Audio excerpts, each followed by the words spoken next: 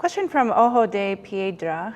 Top companies use the same branding for years and years, and changing it is really planned out and thought out process. What do you think about that for photographers? I think you need to put as much forethought into your personal brand or your brand in general as you possibly can. The good part about being in the world we live in now is that you are able to be a chameleon in a sense, because you can rebrand yourself almost instantaneously online, which is kind of crazy to think about. But if you go back and if you could see my webpage evolve over the last few years, you would have seen me go from I don't want to say, I'll just go ahead and say it, a poor freelance designer. Not poor in a sense that I was bad at it, but I just wasn't making any money. I evolved into a photographer. I evolved back into a designer. And then eventually I realized, okay, print design probably not going to be the best thing for me, living in a small rural town in Kentucky. So I moved towards an internet fan base podcast world, moved more towards being a trainer, and I've just constantly evolved. And so I think that is a huge advantage that you have here, but you do need to keep a focus. I've always branded around myself, and I've always kept that consistent. And whatever I do, I always make sure it's consistent everywhere I go.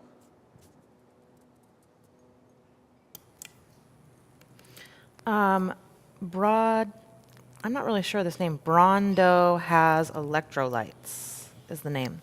I have electrolytes. That's branding yourself right That there. is. Can Justin address both perceived and real terms of service concerns with uploading photos on Facebook, G+, etc., and or if he recommends a specific method for hosting and linking to photos? He said, sorry if this has already been asked. Well, here's the deal. If you want to protect your stuff, all right, these social platforms are not necessarily the best place to have anything that you want protected. You know, there was a big stink a few years ago because Facebook said, you know, if you upload it to us, we own it. No, you don't. So that's why I say be very cautious about what you put in those places. That's why you need to have a core set of graphics that you're okay with if somebody happens to, you know, pick it up or whatever, you know. But like I said, put things in place like copyrights, Creative Commons, and all that good stuff, so that if you do catch somebody using it in a video or using it on an advertisement or something like that, you can actually go and kind of fight that a little bit. I don't personally use any services. I'll upload whatever to the service itself. So maybe, question in the audience. If you're not an educator or a coach, and your business is about a product or a service, what's the best way to make posts that are about your audience and not just, here's what I sell, buy it? Okay. Creative Live's a great example of that. You know, they ask a lot like, what was your favorite quote that Justin had today? Or what was your favorite thing you learned? So if you sell a product, you could put out there, you know, tell us about the favorite thing about X product. Tell us about how you're using this product. How has this product made your life better? What could we do to improve said product? It's a great way to get a sounding board against your audience.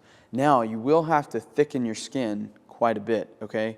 Because inevitably, for every one person that likes you, there will be 5 that don't. And the 5 that don't have a much louder voice than the ones who do like you, okay? If you go on my Facebook page or my Twitter feed, you'll see constant people that second guess what I say or second guess what I teach, and that goes right off the back of me. I could care less, because of the fact that I know what I know and I'm teaching what I know, and if you take that and it works for you, cool. If it doesn't work for you, that's cool too. I know there's a ton of other people out there that are barking about social media and Photoshop and WordPress and all this stuff. So if you want to go learn from somebody else, that's cool too. I use these as not only a place to engage, but also a place for research, to see what I could do better, to see what holes I can fill in various communities, and then I try to help as much as I can, you know, through whatever their problems might be. So if you say, you know, have you hired, like let's say you're doing photography, right? So have you hired a photographer in the last year? If so, What did they do that you liked? What did they do that you didn't like? When you get those opinions back in there, some people may actually say, like, let's say they were in your hometown. They said, well, I hired somebody in our hometown last year, and, you know, they did such and such. And you could say, hi, Jim, I don't do that, and I would be glad to help you. If you would like to discuss, let's take this offline. You know what I mean? So just kind of use that as a conversation starter. And, you know, you can still be businessy. You can still target things. I mean, they promote classes all the time on what they do. I've sold DVDs on my own before, and I've said, you know, here, just buy this, you know? So, I mean, that, people understand, but they also want that extra layer. So if you give them both, I think you're good. Yeah.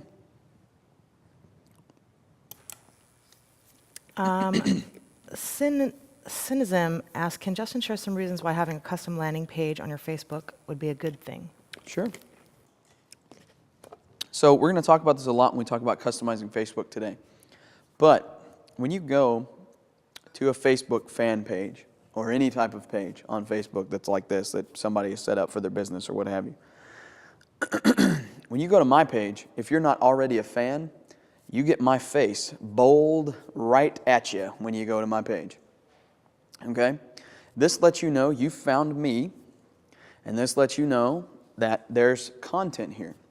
It also has allowed me to take over the Facebook UI. Because if you go to this page, are you looking up there in the top left corner at the tiny thing that says Facebook? Nope, you're looking at my big honking mug right there in the middle of the page. And that's why I did it like that, so that I draw attention away from, because it's not your site, it's Facebook's site, but you want to take control of that as much as possible. And having this here is a layer of personalization and a way to draw people in. And when we talk about strategies for Facebook later on, you'll understand what I mean by drawing people in. Okay? All right, cool. A question from Snappy Gourmet. Do you know of any resources to find the little buttons to add to your website for the different social media sites so that you don't have to create them yourself and so that they're uniform? Yes. So most of these sites like this have their own, you know, a tweet button, a Facebook button, or whatever. You can also go to a great site called iconfinder.com. Iconfinder.com has a ton of stuff, and I'm not sure if I can show it here, so I'm not gonna go there. But if you go on iconfinder.com, you can type in something like Facebook, Twitter, or Google+, and you will get a search result. It's a search engine for icons, and you'll get a ton of results back with little icons that you can use for your site. And as far as I know, they're all able to be used, they're all able to be downloaded, and so forth. You can also check sites like DeviantArt. A lot of people post free stuff on DeviantArt and different things like that. So, I know yesterday you talked about don't feed the troll. Melissa Sylvia asked, on the negative comments, how much do you allow for visibility of negative? Do you leave it all as it is, or case-by-case evaluate? I leave it. I absolutely leave it. Because I think it's a great testament to, number one, how you handle that kind of stuff. So if you choose to respond, your response could mean a world of difference. Okay? If you delete that bad comment, chances are, you know, they're going to call you on it, number one. And number two, you know, if somebody else sees it and then they see you've deleted it, they could be like, okay, well, he just doesn't want that to get out or whatever. Okay? And so, now I'm not saying I've never deleted a comment. I mean, if somebody comes and there's like profanity or, you know, direct hits on my personal character or something like that, I absolutely will get rid of that. But if it's somebody that's just like, you know, I didn't really care for that tutorial, I'll just say, okay, you know, thank you for watching, much appreciated, have a nice day. You know, and you got to let that stuff roll off your back, because inevitably somebody's going to complain, especially if you're putting out free stuff. A couple of questions going back to around bios and Casey, talking about yourself, i.e. in the third person, so-and-so is a yada, yada, yada, isn't always recommended by other photographers, but I've seen it done many times. And then Todd had asked, does that, talking about yourself in the third person, make you look bigger or such? I don't necessarily think that that it makes you look bigger. I don't do it personally to make me sound like I'm, you know, some gigantic, you know, presence or anything. But I do it because most of the time when I give a bio to somebody, I'm giving it to a company who is going to be telling people who I am. So like when I gave you guys my bio, or I give a conference my bio or something like that, it's not me, it's not my site. So it's not going to make any sense if it says, hi, I'm Justin and I make videos and stuff like that, right? On my personal site, what I used to do, and I haven't added it back yet, but on my personal site, what I used to do, I had a thing that said official bio, and then I had something underneath it that said a few words about me. And so the official bio was that canned thing that I always give people so that they knew the official, what I do, how I do it, all that good stuff. Then underneath it, mine always said, I'm just a regular guy that loves to teach people new things, and the most rewarding part of my day is when somebody, has that light bulb moment or whatever it is that I used to say. And that way it's a little bit more personal and people can relate to that a little bit more. I get the third person thing. A lot of people, I've been accused of that being, me being full of myself because I use that bio that way. I'm not full of myself. Like I said, it's just a use case of where it goes. Vale Fucci Photos would like to know, what do you think is better, a logo or a face? People on Creative Live like Tamara have said you put your own face, that people want to see a person. Yeah, I agree that people want to see a person. The thing about that is, what are you trying to promote, right? If your business is based on your name, then use your face. If your business is based off of a brand name, I would use a logo, right? So in my case, my business is built off of my name. My website's justinseeley.com. Everything else is something to do with my name or my last name, and so I branded it around me. I've also seen people who branded around, different things. Trey Radcliffe, for instance, his big thing is stuck in customs, right? So, I mean, that's his thing, and that's what his logo looks like. That's what the splash on all of his videos looks like. And so, that's just how it is. And so it's different for everybody. So if you want to brand around yourself, use your face. If you want to brand around a name, use your logo. Question in the audience?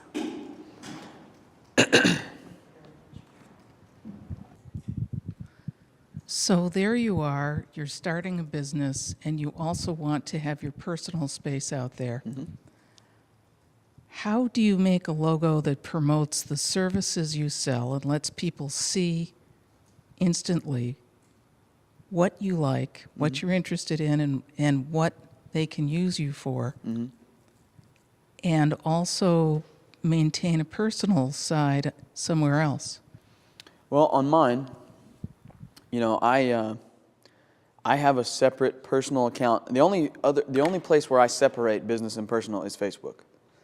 Okay, that's a personal choice that I've made, but I always make sure that the picture that's on my Facebook fan page is official looking.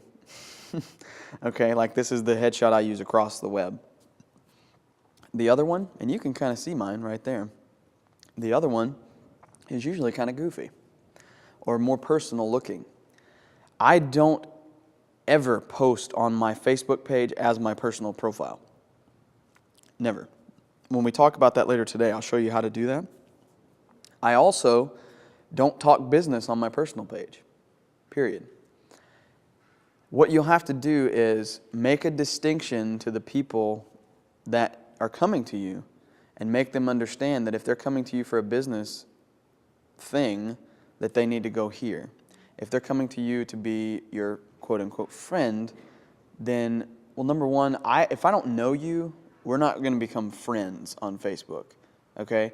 I get friend requests all the time from people saying, hey, saw your video and all that kind of stuff, Great, but, I appreciate that, I really do, but I usually direct those people to my fan page because of the fact that I try to keep Facebook personal as much as possible.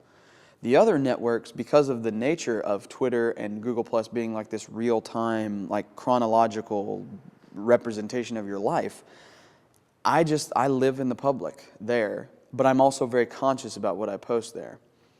So, for those profiles, I keep the logo or the avatar my business profile, and it's the same across all spaces. But for this personal thing, I mean, if you could, I'm not going to show you my personal profile here, but if you could see the pictures I've posted there, I mean, I've had, pictures of me and my wife from my wedding. I've had, goofy pictures of me like at Disney World. I've had, it's just, It's totally different than here. You know, like I would never put a picture of me and my wife on my personal business page because I don't want to put my wife out on Front Street.